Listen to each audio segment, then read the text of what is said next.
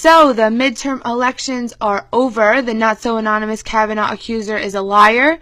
Antifa goes after Tucker Carlson at his home. Jim Acosta is a whiny baby as usual. And Alexandria Ocasio-Cortez cannot afford her apartment in D.C. This is Nicole Camiso, and you're watching Triggered.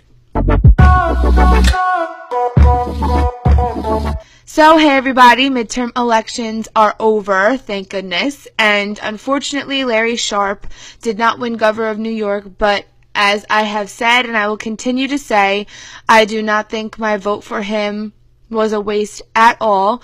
Larry Sharpe is and was the best candidate in that race, and I have absolutely no regrets, and I look forward to working with Larry Sharpe and Andrew Holster in the future for bettering New York and bettering the country. I know that they're going to do great things no matter where the path leads them.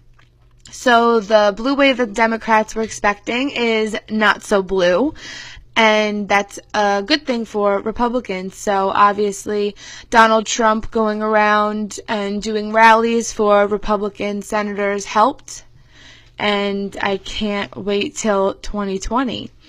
So I wrote a piece for Liberty Den University, and it was titled Kavanaugh's Accusers' Pants Are Definitely on Fire. You could go read it right now on the LDU page and on the LDU website. So basically, what has came out after the FBI and the Senate committee investigations on the Brett Kavanaugh accusations is that there is zero corroborative evidence against the now Justice Brett Kavanaugh, going against him, that he actually did these things to these women, these terrible, awful allegations of sexual assault. But what did come out was the one accuser, who you may remember that Senator Kamala Harris of California had received the handwritten letter from the Jane Doe of the allegations, and that Jane Doe is Judy Monroe Layton. And she has come out and said that she actually lied in this letter and that she had never even met Kavanaugh.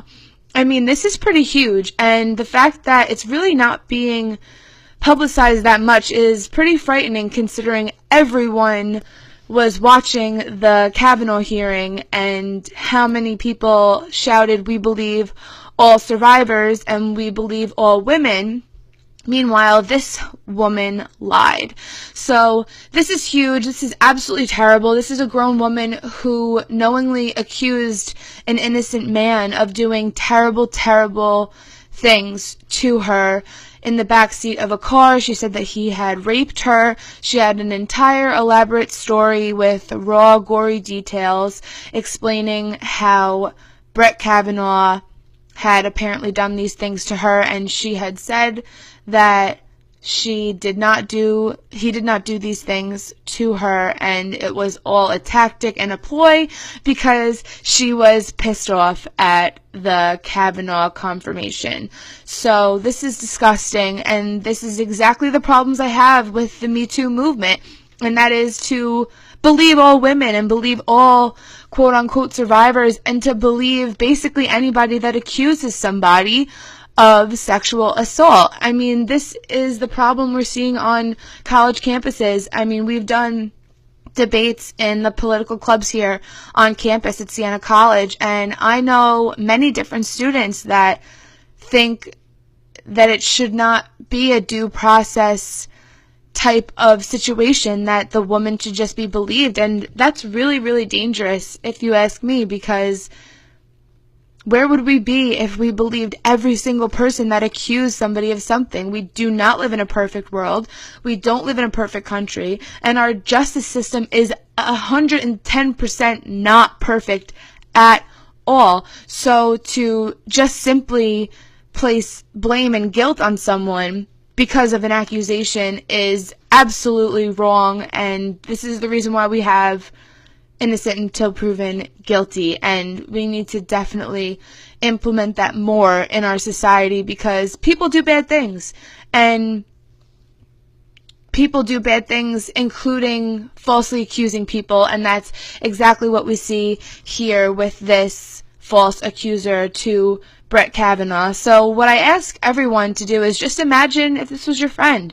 Imagine Brett Kavanaugh was your friend or your brother, or, you know, imagine somebody that you love being falsely accused of something and then possibly being condemned for that crime. I mean, you know, it's pretty serious stuff, and, you know, for people to be falsely accusing somebody and then getting away with it, that can't happen. So this woman should definitely be punished for these lies that she spread and made people believe. So that's check on that. So also, Antifa has gone after Tucker Carlson. I mean, this is exactly what we've been talking about and exactly what Liberty Den University wants to go against. So you would best know Antifa by the ones that are masked at rallies and the ones that, you know, promote violence instead of actual peaceful protesting.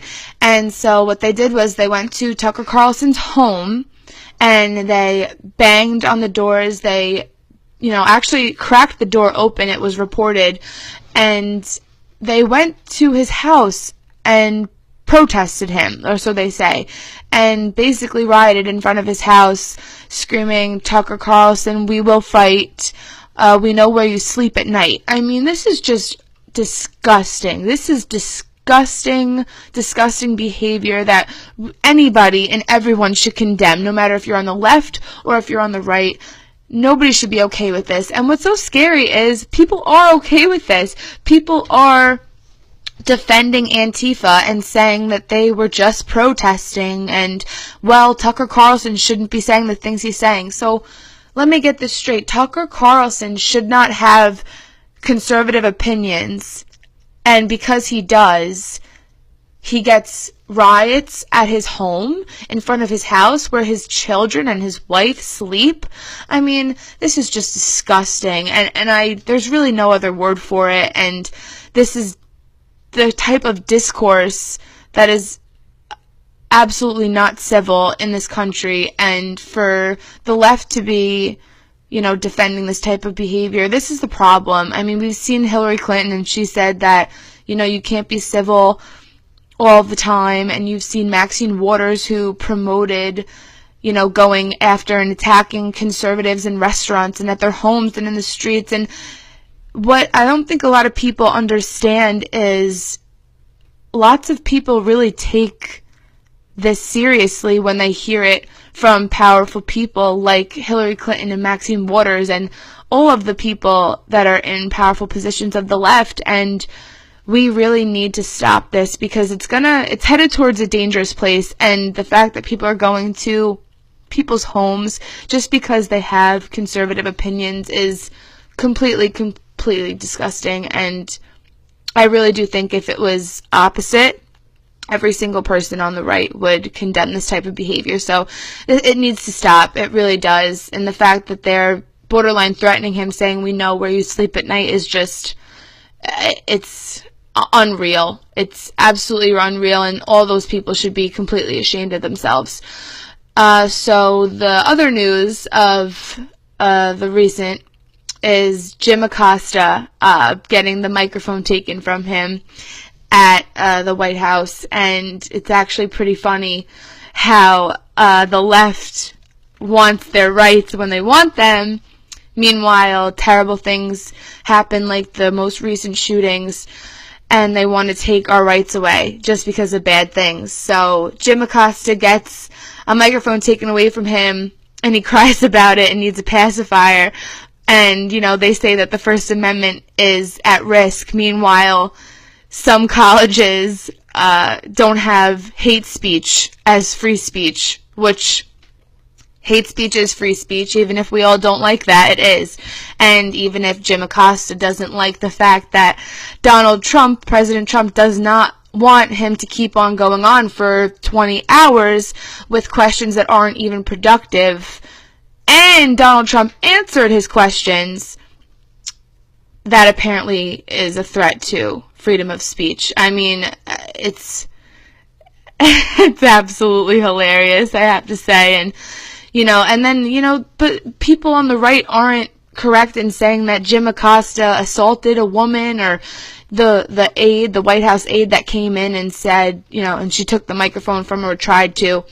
I mean, that's kind of her job, is to, be the buffer, and that's wrong too. And also for the left to try and equate Jim Acosta, the mic being taken away, and somebody going to Tucker Carlson's house. I mean, you can't equate those two things. One is a threat, and one is Jim Acosta being a brat. So it's like, get over it. Get over it, people. Jim Acosta, this is nothing new. I don't see why it's a huge deal. I think Jim Acosta's been given lots of chances by the White House and by the media, and when it comes down to it, I really don't think he's a really good journalist. Anyways, there are lots of journalists at CNN who, even though they work for CNN, which I really don't like CNN at all, but they do a good job, and they are real journalists, and Jim Acosta definitely is not one of them. And last but not least today is Alexandria Ocasio-Cortez. So, for those of you who don't know, in this midterm election, she actually won in the 14th district of New York, and she is the youngest woman in Congress now. She's made history, and I think it is unfortunate that she has made this history, and I'll tell you why. I really do think that part of the reason she got elected was because she would have been the youngest woman in Congress, and that there's this big trend in electing women because they're women, and I think that that's not the right way to go about things. And me personally, being a woman, I would never want to be elected to a position or given a job just because I'm a girl. That's pretty insulting to me, at least. I would want to get elected or given a position because I deserve it and I would do the best at that job. So I think this is another bad place we're going into in society, where we're trying to, get back for the injustice of women and the injustice of black people and the injustices of people that were oppressed in America. And the way about that isn't to give handouts and to make people succeed, because it's not real success at the end of the day.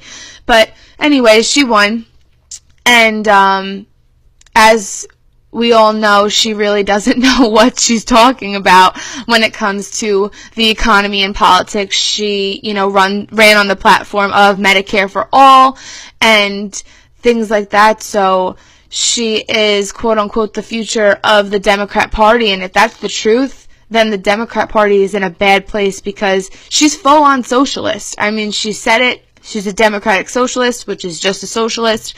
And as we have seen in history, socialism is not a good idea, and it basically just gives people in power everything, and everybody else gets to suffer, as we've seen in places like Venezuela.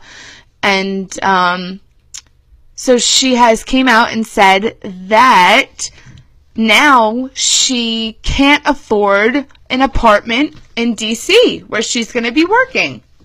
So she gets this new job, this awesome new job. She got elected. She did all of this hard work. And she has to move to D.C. and work in D.C. And she says, quote, "I have 3 months without a salary before I'm a member of Congress. So how do I get an apartment? Those little things are very real," end quote. So, is it our problem that she got a new job and can't afford an apartment in the area of her new job? I mean, who even, this is someone that has a seat in Congress of the United States. I mean, look at who we are electing, people. My goodness. It's our fault now, and now she has to wait until she gets her legit government check, because she's now working for the government. I mean, the ironies here are, again, pretty funny. I mean, so basically, she got elected on a platform of paying for things in which she couldn't explain how she's going to pay for them. And now she got a job where she can't afford the place and doesn't know how to pay for an apartment in that place. So, awesome. Great. Can't wait to see what happens with these new people in Congress. And I'm not saying all of the women that got elected because they are women.